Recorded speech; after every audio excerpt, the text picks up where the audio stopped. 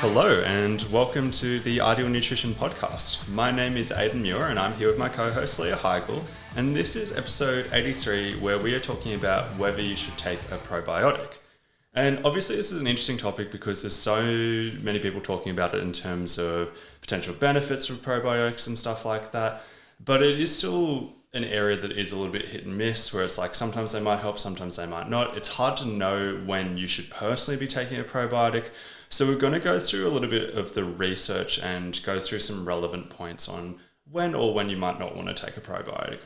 Starting off super broad, like how can probiotics potentially help us is like, it's such a broad topic because there are so many aspects that probiotics may assist with, but it's also like that may is very strong. Yeah. So we'll get into like the evidence behind some of these, but generally looking at things like IBS symptoms, they may be helpful for specific IBS flare-ups or symptoms. So like when you're on antibiotics, potentially taking a probiotic alongside it, or when you're traveling and there is some kind of gut infection potentially. Mental health is another big one that's come up recently a lot. Potentially body composition, immune function is a big one, but also things like heart health and other conditions such as allergies or eczema, and then other bowel conditions, so like inflammatory bowel disease, they may have some kind of role there as well. Yeah, and we're going to talk through a lot of those individually because a lot of that list is like stuff where you can see how it could help. Yeah. But it may or may not help in all of them. So yeah. Whether the outcomes are there is like to be seen for some of them. Yeah. As a starting point, firstly, we're going to be talking mostly about probiotics in terms of supplements. Obviously, they're still in food form and stuff like that, but just keeping it simple for this podcast, we'll be talking about the supplements for probiotics. And going down that route, not all probiotics are the same. Keeping it broad as well, starting off with different strains have different functions in the body, and different products obviously have different amounts of these strains. In a perfect world, you theoretically should be choosing the ideal strain for your specific situation in terms of condition, what is in your microbiome, all of these things. But how do you know what is the ideal one for you specifically is a really tough question. Something that I thought about for a long time early in my dietitian career was, why is it that not many experts give specific recommendations? Like, why aren't they saying, this is what you should look for in a probiotic? Mm-hmm. As we go through this podcast, you'll kind of understand why that is the case. But how do you know which one you should choose?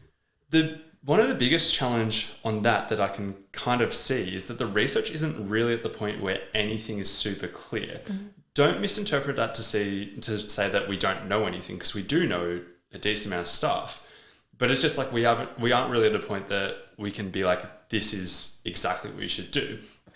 Some studies show benefits, others don't. But even amongst the studies showing benefits, they're often using different strains and different dosages. An example I like to use unrelated to probiotics is whey protein, right? Why is it that pretty much all manufacturers call 30 grams of whey protein a serve? Mm-hmm. And there's just so much research that's gone into it. Like, some of it has been like, okay, let's get a bunch of people to work out and then give them 10 grams, 20 grams, 30 grams, 40 grams, 50 grams, 60 grams, etc., and see what happens. And it seems like muscle protein synthesis peaks roughly after about 30 grams. And then there's also the commercial side of things where they're like, well, what would people actually want to do anyway? Like, if 90 grams is the ideal dosage, would people that would be a hard sell. Yeah, so it's like a combination of all these things. Yeah. But if we have 10 studies on a subject for probiotics and they're all using varying strains and dosages and stuff like that, how do we know what the optimal protocol is? Because even if we found a strain that shows benefit, how do we know that if you didn't double the dosage, it would be even more effective? So we know a little bit, but there's still a lot more questions than answers. Yeah, and there's so many strains of probiotics. Like, we're going to have a really big breadth of research to have that understanding. So it's going to be, I think it's going to be a little while away before we have any kind of hard outcomes. Yeah. But the kind of area of research that we know the most about when it comes to probiotics would be looking at IBS symptoms. So it is definitely the most studied area of probiotic research. A 2016 review on probiotics and IBS found that 29 studies that were assessed, like only 14 showed improvements. So only 14 out of 29 in this review showed kind of a positive result. So already we're down to like a 50% success rate there. It's a really mixed bag. And the ones not showing improvement did not show it to be detrimental. So like at the end of the day, like you can take a probiotic and if it helps, awesome. But if it doesn't, you're also not losing anything. Yeah, it's just the money and time. Like just the money and time. And I mean, probiotics are kind of expensive. So I always factor that in when I am talking to clients. I'm like, you are looking at like potentially like $40 a month. Like I think that's pretty expensive for most probiotics. So, but outside of that, safety wise, you know, they're safe. They don't have many side effects. So it's like one of those things like try it. If it doesn't work after a few months, then you can probably stop it. But looking within those positive results, the improvements were also not like super consistent. So one of the most promising studies found that 78% of participants reported that the probiotic improved symptoms. But that means that 22% literally noticed no difference. So almost like a quarter of that study, the people taking those probiotics had no positive effect from it. Another study found that 47% of patients in the intervention group reported adequate symptom relief, whereas only 11% in the placebo group reported that. So that's enough to suggest that it works, but it still means that there's quite a large amount of that intervention group that didn't experience a positive benefit or reduction in IBS symptoms from that supplementation.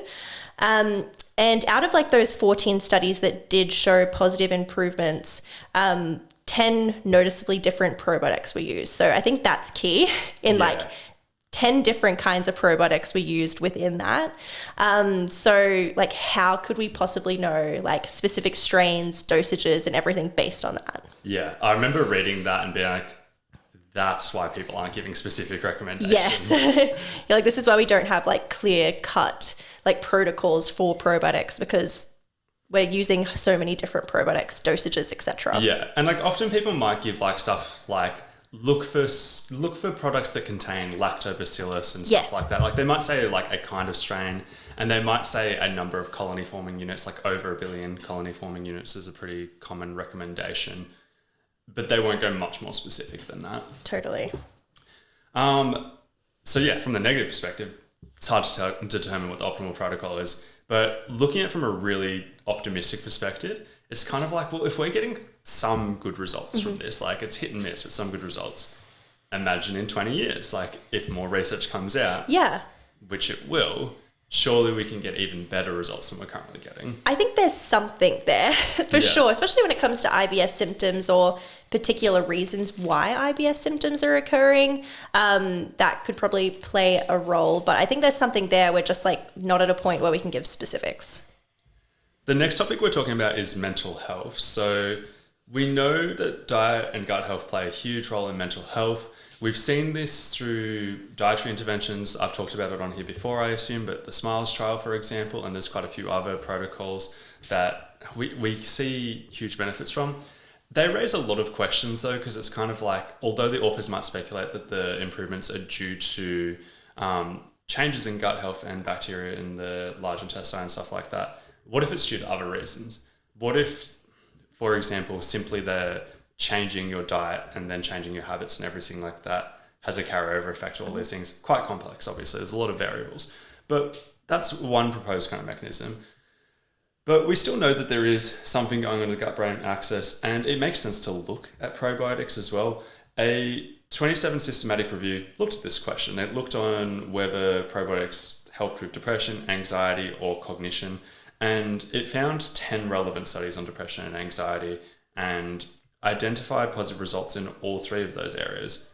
So it's pretty compelling, but going through that systematic review, all of the studies were pretty small. None of them were overly game-changing, super convincing studies individually. It's just because you put them together, it looks a little bit better. And they, once again, fit that same theme of using a variety of different strains as well. Another aspect of probiotic research would be looking at immune function. So probiotics can probably or maybe help immune function through a variety of mechanisms. I think like this is quite complex. So in terms of like simplifying it, ways that it could help include interactions with immune cells. improving intestinal barriers through tight junctions in the intestinal wall. So this kind of refers to like that leaky gut concept, which is probably a whole other topic for a whole other podcast, but there's potentially something there. Suppressing pathogenic bacteria and improving T cell activation. So it's pretty complex in how probiotics could potentially have a flow-on effect to immune function. And the list of mechanisms is like, it's pretty extensive. It's like very like complex. So we won't take you down that route too much, because at the end of the day, what we really care about is the outcomes anyway. Yeah, I think the mechanism's just useful for understanding, because like I remember reading research showing that it improved upper respiratory tract infections. It reduced the frequency and duration of that in athletes who are overtraining. I'm like, oh, that's so interesting. How does it do that? How does it do it? And it's just like the mechanism kind of makes sense once you go down that rabbit hole. Totally. So it's definitely worth knowing, but like, again, outcomes is kind of what we want to focus on. There are a bunch of studies showing small reductions in the frequency, like you said, of the upper respiratory tract infections, but that predominantly is in athletes who were intentionally overtraining. So in that context, you know, if you're an athlete who is overtraining, taking this and then potentially reducing the risk of you getting sick can just lead to you not having to take time off. So I think as an athlete, that could be worth your time in looking into if that's something you're experiencing. But there was also some research in like children in daycares. So they're reducing, again, the risk of like catching a cold or flu and other things like that, where it could potentially be beneficial. Yeah, it seems to be like those higher risk cases. And I wonder if it's just because it's more sensitive, it's easier to pick it up, because like at daycare, you're more likely to get sick. Yeah. With athletes, you're more likely to get sick. Looking like when you're with a high training volume, something that I noticed that I didn't see many other people talking about, but like the studies that were done in winter, it seemed to notice a larger effect. Interesting. I'm just wondering if it's just because people are more likely to get sick, so it's easier to pick up the difference. To pick it up, yeah. The next topic we'll go through is inflammatory bowel disease. This is interesting to me because it's kind of an area where it's clear diet plays a role and stuff like that. It's clear there's heaps of things we can do to help. But like there's also a lot of cases that even with the best dietary interventions that we have available, it's still going to be pretty horrific. Like it's kind of a difficult situation. And it seems like an area where there is a lot of potential wins, but it's hard to go through. So looking at Crohn's and ulcerative colitis, there are clearly changes in the bacteria in the large intestine. In particular, there are decreases in bifidobacterium and lactobacillus, as well as increases in pathogenic bacteria. That sounds really promising, because it's kind of like, well, couldn't we just supplement bifidobacterium and lactobacillus and improve it? Like the mechanism makes sense, but I'll talk through that a little bit more as well. Another thing that makes it look even more promising is that intestinal lesions in inflammatory bowel disease typically occur in areas with the highest pathogenic bacterial concentration. We know that when you supplement with probiotics, often it reduces the pathogenic bacteria as well. So once again, that sounds really promising.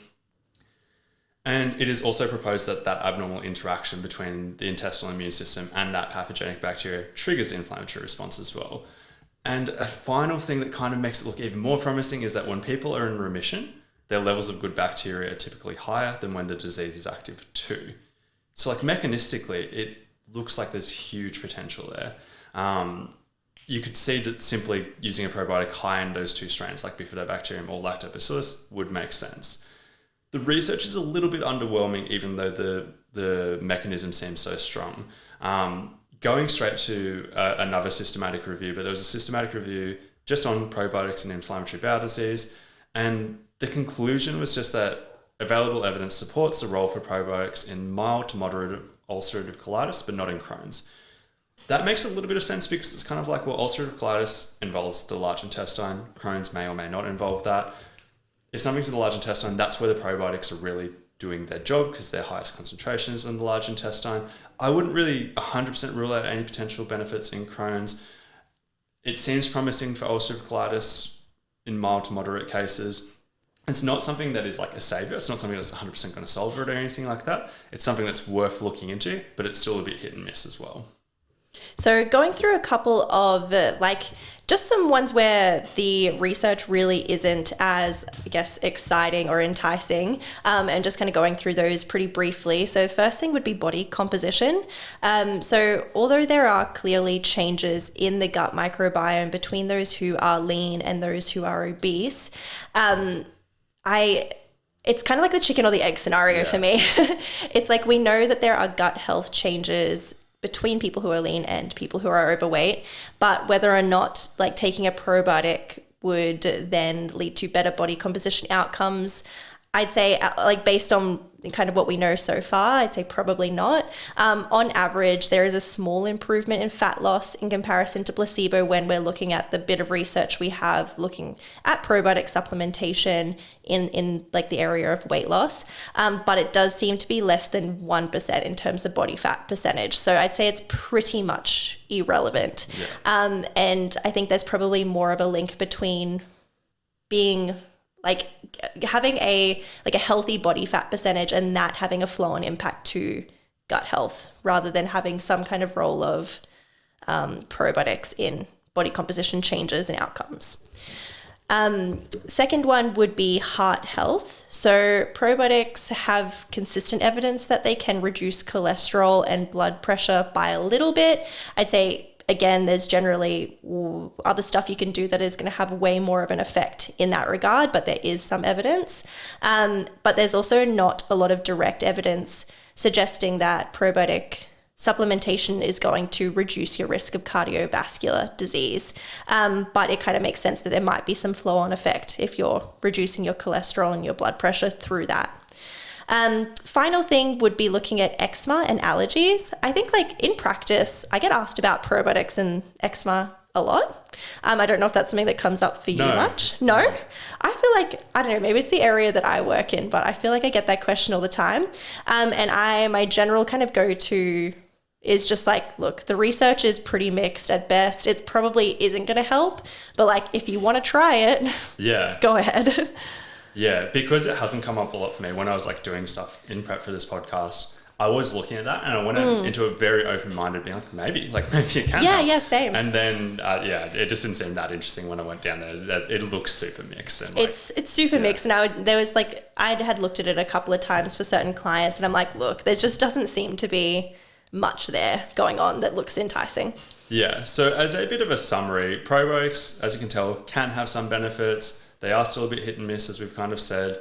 In my opinion, they're worthwhile if you have spare money, interest in taking them, and have a condition that could potentially benefit from them. I think that last one is a relevant point because if you're healthy, feeling good, no issues, I probably wouldn't add a probiotic in. But if you had a condition that might benefit from it, then based on those other criteria of having money, interest, etc., it might be worth looking at it. And a gold standard kind of approach I've seen other people talk about, which I kind of agree with a little bit in terms of how to take them, is simply to pick one. Ideally pick one that has some strains in it that the research has shown could be beneficial for that kind of condition and has a decent amount of colony forming units. If you look at probiotics, they're pretty much all going to meet that criteria in terms of having enough colony forming units. But you pick one and take it for about 12 weeks. If it helps, continue. If it doesn't, either discontinue or try a different one.